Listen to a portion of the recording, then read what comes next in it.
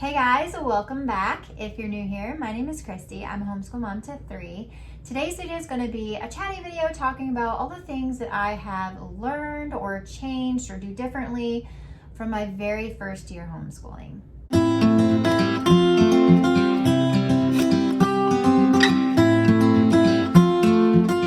So I sat down to make this list because I had a thought of something that I do very different from my first year of homeschooling, and it all just kind of poured out of me, and I came up with so many different things, and so I thought I would share a few of those with you today. So the first thing I want to talk about is when I first decided to homeschool. My oldest daughter was in public school. She went to public school till 3rd grade, and before pulling her out of school, I did a ton of research trying to figure out what homeschooling was, what was involved with it, how our days would look, and all of these things. Now, I think it's very important that you do research before you decide to homeschool, for sure. And I'm not mad that I did. Like, that's important. In all of my research, I found so many videos, beautiful videos, showing these beautiful homeschool days, and I began to envision our days looking just like that. I'm not saying that there's anything wrong with, homeschool YouTubers that show those things. Like, I do the same thing. When I do a homeschool day in the life, I try to make it, pretty and beautiful. But with these videos, you have to remember that you're not seeing all of it. You're just seeing clips. You're seeing a highlight reel. You're seeing the pretty times, the nice days. That's what you're seeing. You're not actually being shown the temper tantrums or the emotional outbursts that kids have, or the times where the kids don't want to do school or get frustrated with something that they're doing, and things like that. And for me personally, I don't put that kind of stuff on the internet of my kids. Like, I'm not going to sit there and show you my kids having a temper tantrum. I think that's wrong. I think that that's an invasion of their privacy for sure. So it's not like I'm trying to create this picture perfect situation, but that's just kind of how it happens. When you see my videos, it may seem like we have all these perfect days. And I'm not saying we don't have really good days like that, but they're not all the time. Like, there are hard days. Homeschooling is hard. And I think it's really easy to get caught up into the beautiful parts of homeschooling, those beautiful days that you see, and think that that's what it's going to be like all the time. And it's not. That's something that I've had to realize over the years of homeschooling, that it's not always that way. So just keep that in mind. When you see those videos, that's not 100% how it is all the time. That might be how it is that day or in that moment, but it's not how it is all the time. Another thing that I have learned and do a little bit differently from homeschooling my first year is that my very first year, I chose the same curriculum company straight across the board for every subject. And I did that because I thought that that's the way that you did things. I thought that, to create a very cohesive, flowing education, that was what you did. You just chose, okay, this is the company you're using for math, so you're using it for language arts, and you're using it for science, and you're using it for history, and like all these things. But now I piece together different resources from so many different companies and different styles, and I've realized we like different styles of learning for certain subjects and different ones for others. For example, I've learned that we love literature-based learning, especially for, language arts and history. But when it comes to like phonics and teaching reading, I prefer a classical approach. So it depends on what you like, what your kids like, how they learn best, and you just can choose that way. You can pick things from different areas, and honestly, I feel like that gives you a more well-rounded education. Because you're getting different perspectives and different styles and different ways of learning the material. So going back to researching, I know that this next one is talked about a lot, in the fact that some people try to recreate school at home. They try to take, what their kids or what they're familiar with in a classroom and bring it home and make their homeschool that way. For me, it was the opposite. I was so against making it like a classroom that I really played up the free time, the slow days, the days off when we felt like we needed it, the pausing and putting things down when my kids didn't want to do it or would get frustrated. And what I've actually learned, and it's been a hard lesson, is that sometimes there are moments where we actually have to sit down and have focused learning time and get things done. Sometimes that's just how it is. Like, that's just what we have to get these done. Like, we have to sit here, we have to do this. This is what we have to get done today. And it's been kind of a growth mindset kind of situation for my kids and myself both. So that's definitely something I've had to learn. Another thing that I've had to learn and kind of come to terms with, and this has happened mainly this year, is the fact that we are no longer done with school before lunch. And in my first few years of homeschooling, like, that was a big factor. Like, I found so much importance in short days and having things all finished by the time it was lunchtime. And now this year, we have now 3 kids who are consistently homeschooling. There's one of me. And to fit everything that we want to do in, pretty much every day we're schooling after lunch. So I will try to get the first 2 kids done before lunch. If I get one subject done with my older daughter before lunch, that's awesome. And then we finish the rest after a lunch break. And that is okay. And I have had to learn that this year. And it has been a stressful thing for me to learn this year because I felt like our days were so long. But now I don't feel that anymore. I actually am enjoying the flow and the schedule and routine that we're doing. And we are staying consistent in everything. And there's so much growth happening. So definitely something I've had to kind of adjust and learn, especially this year. But we are doing good. And then next year, there are so many other extra things that we're adding in, like subject-wise. And I am so excited about it. Like, I'm excited about expanding what we're doing. In those first years, simplicity was my mantra. Like, I was like, simple, like, these are the subjects, math and reading, like, that's what we have to do every day. The other ones are just bonus. Like, and that was kind of a survival thing. You know, in those first years, I had a really young, like a 1-year-old when we started homeschooling, barely. And a preschooler, like a 2.5, 3-year-old, and then my older daughter that I was trying to like transition out of the school system. So I feel like those first few years were just kind of like a survival, like trying to figure out how this is gonna work, and just keeping things simple was what we had to do. But this year we've expanded, you know, and next year we're gonna expand even more as my children get older, and I'm really excited about it. Another thing that I have learned since my first year is that consistency equals growth. When we are being consistent, we have a consistent routine, we have a consistent way of doing our days and kind of like a flow, and we're consistently doing every subject like we're supposed to. There's so much growth that happens.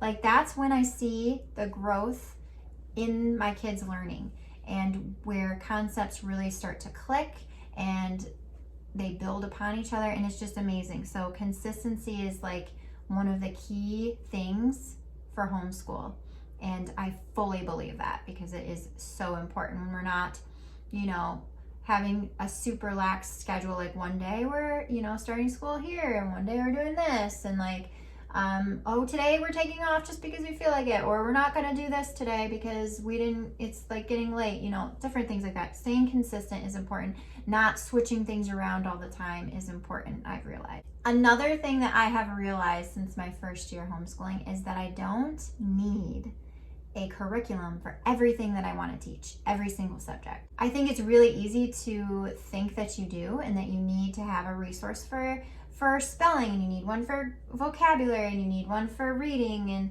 and writing, and like all these different things. Like, you need something. But what I've realized and learned along my homeschooling journey is that there are so many things and subjects that you can teach your children in a very natural, organic way without curriculum.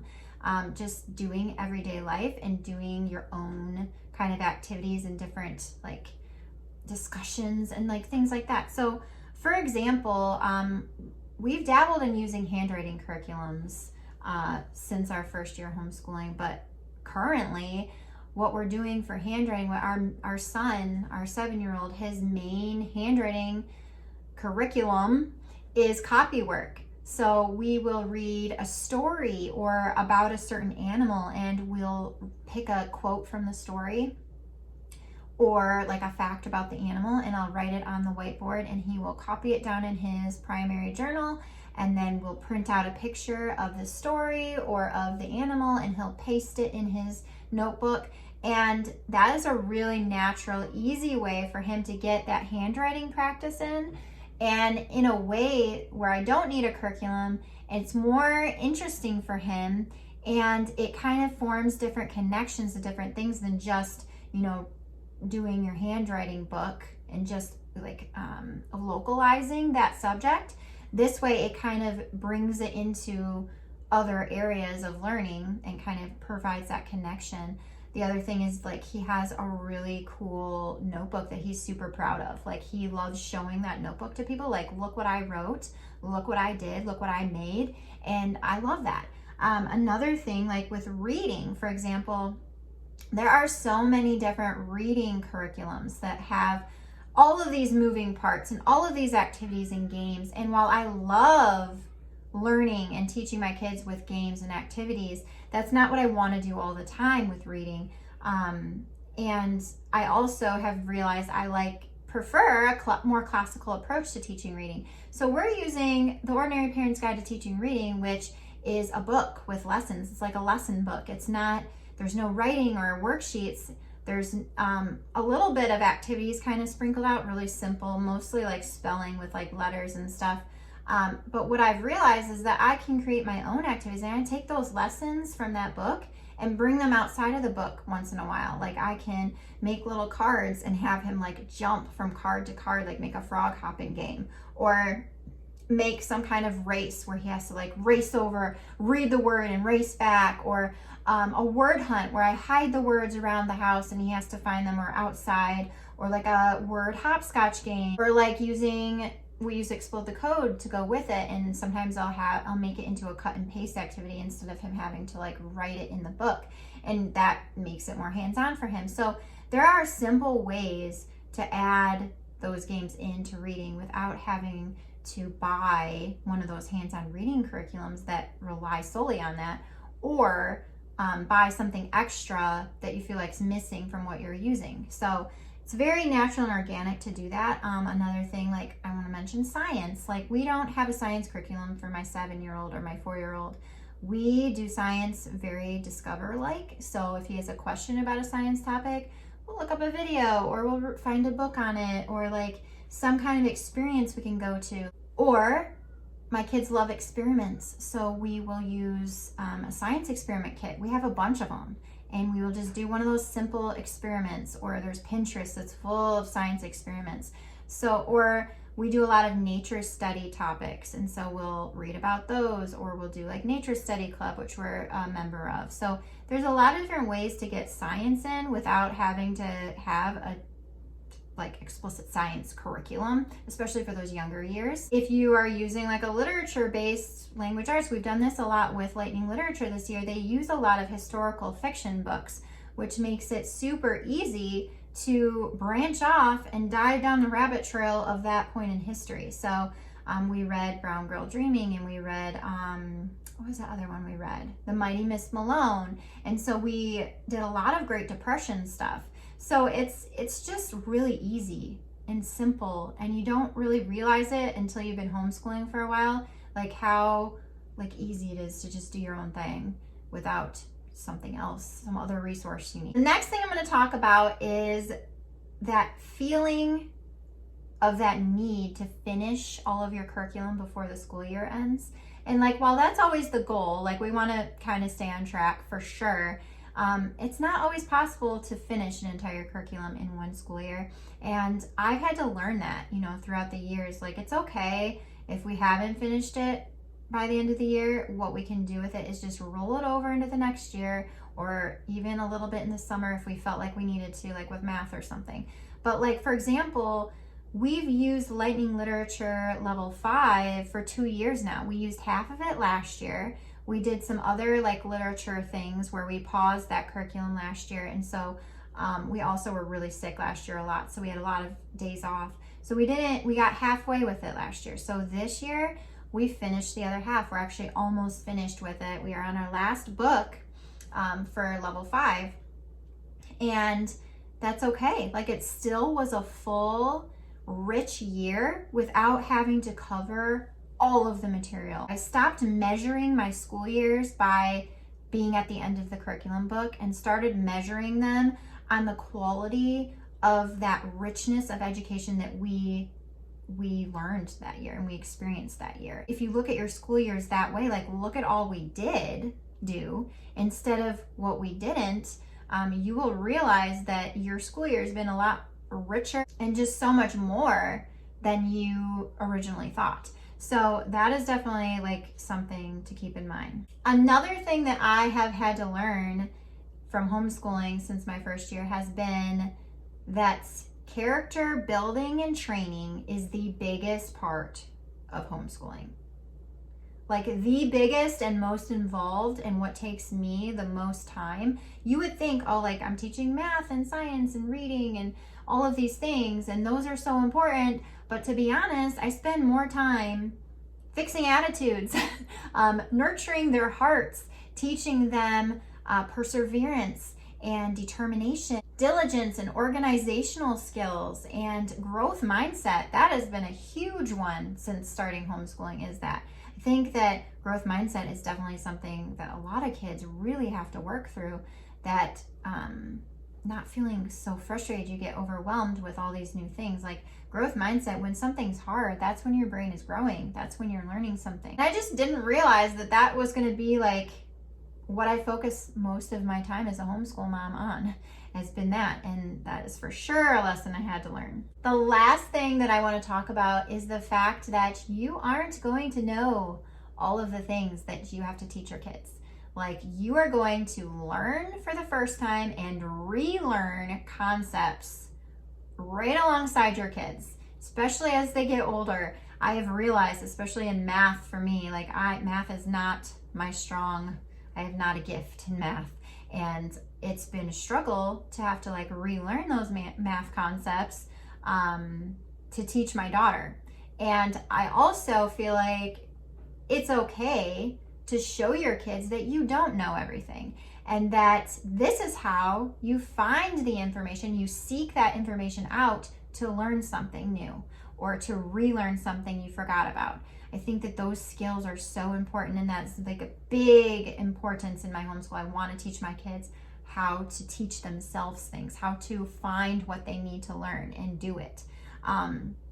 It's okay to show your kids that you're not perfect, and that you make a mistake in math because you forget how to do something. There have been times where we've gotten to a math concept or math lesson where I don't know what we're doing and I'm confused, and I have to go look up a math antics video to kind of relearn and refresh my memory or learn something and teach her then after that. So that's definitely something that surprised me, was how much I actually learn along with my children.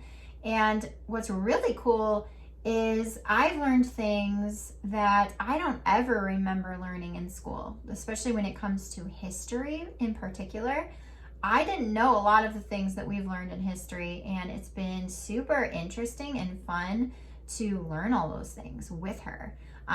So yeah, definitely something that's changed and I've learned.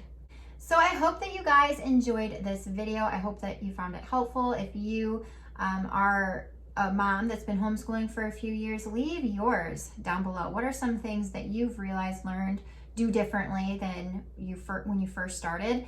Also, if you're first starting this journey, hopefully this was helpful. I hope that you guys have a wonderful day, and I'll see you in another video very soon. Bye.